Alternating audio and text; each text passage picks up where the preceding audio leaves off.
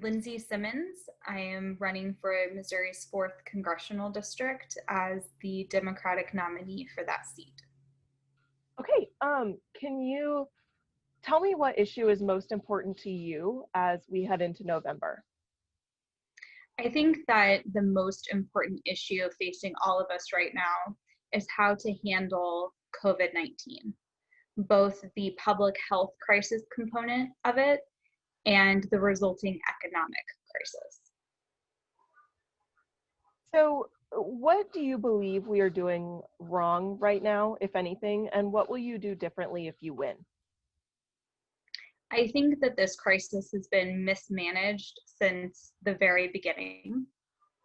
We know that the President of the United States knew of the severity of this disease in January and still did not have enough PPE prepared for our hospitals and frontline workers, still did not have adequate testing, and still did not have a plan in place for how to contact trace or how to get funding to our working families and to our small businesses who were going to be impacted by COVID-19.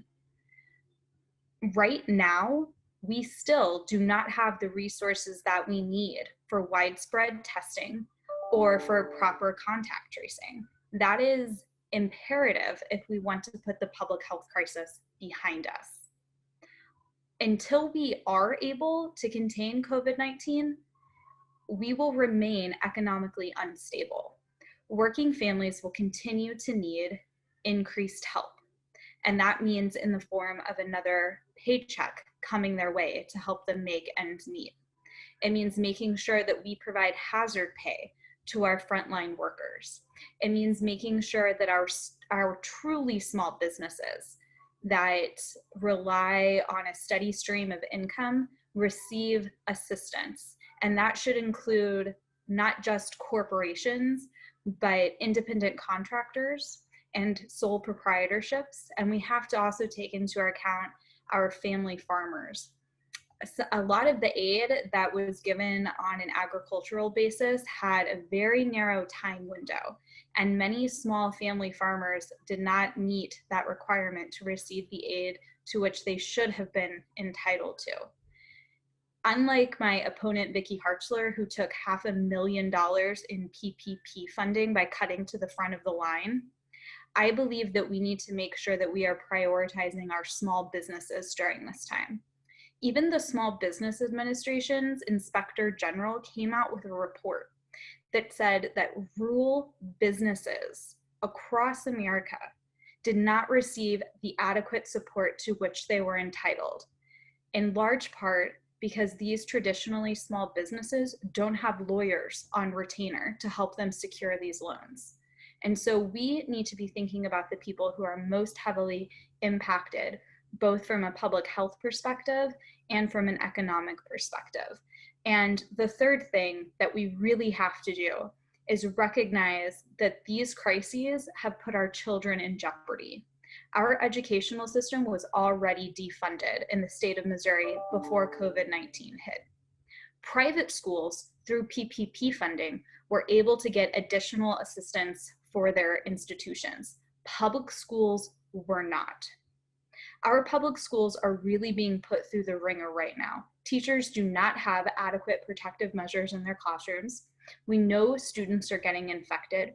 We know that there is a growing education disparity between students who are able to stay home safely and do virtual schooling versus those who are not, because broadband is not available everywhere in our state.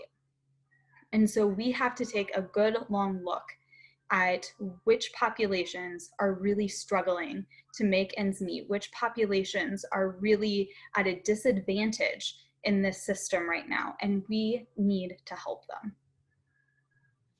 So this is kind of a similar question. I first asked you, what issue is most important to you, and then what you believe we're doing wrong right now.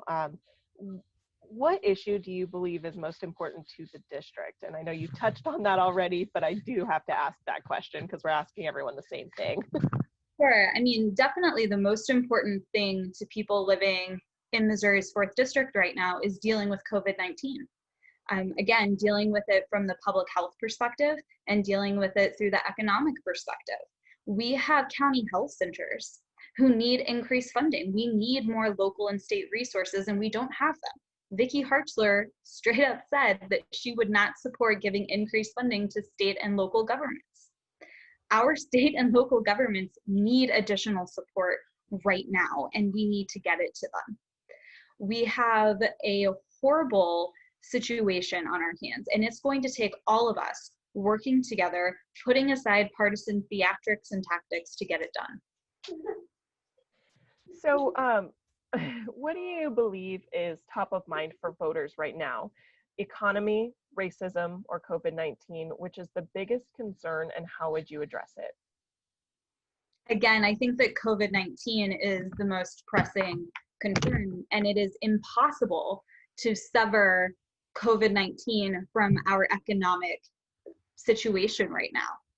Our economic downturn is a direct result of this administration's inability, there's my child, of this administration's inability to properly handle COVID-19. The economic crisis happened because we did not have a plan in place for the public health crisis. Get down. I'm sorry.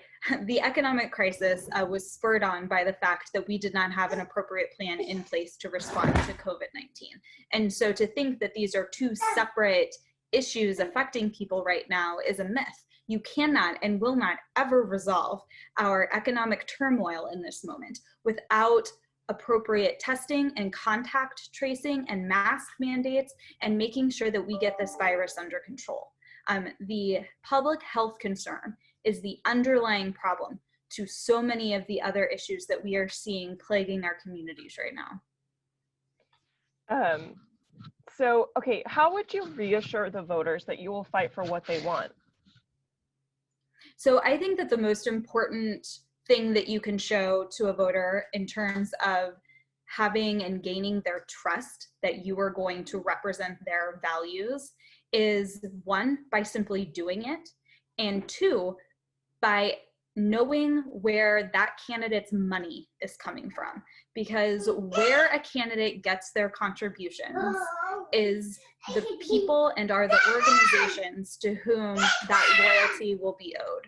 And right now, what you have, frankly, on Democratic candidates do this as well as Republican candidates, you have politicians who are using a revolving door of money. They take money from the lobbyists to take in as campaign contributions. When it comes time for them to be elected, they win because they have the most money in the bank to get ads on television. They get into DC or into Jefferson City, and the lobbyist comes a knocking, wanting a collection on that investment that they made in that politician. And so that's how you get laws that disenfranchise people. That's how you get laws that work against working people. And the cycle just continues. The best way for any candidate to show that they are working for actual people is to not take a penny of corporate PAC money. And that is a commitment that I have made. And I think that it is one of the most important things that we can do to help reinstate integrity in our election system. Why run for office? So I am running for office because in 2017, my husband was deployed to a remote location in Syria.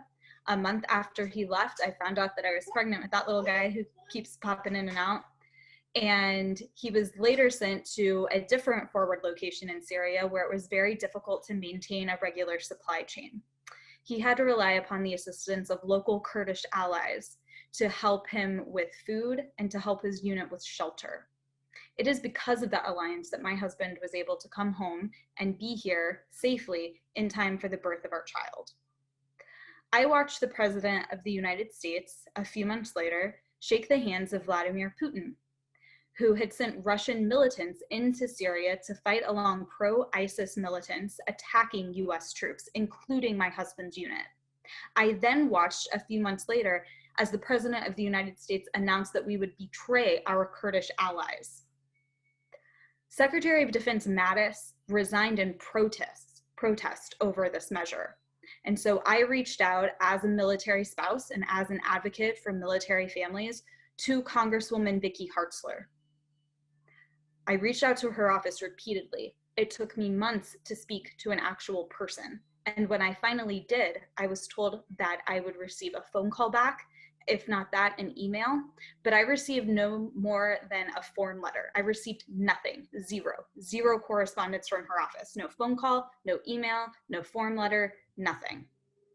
And so I decided that that was not the way that military families should be treated. We should not be ignored. And I decided to run for office. And the day after I announced my candidacy, her office called to apologize.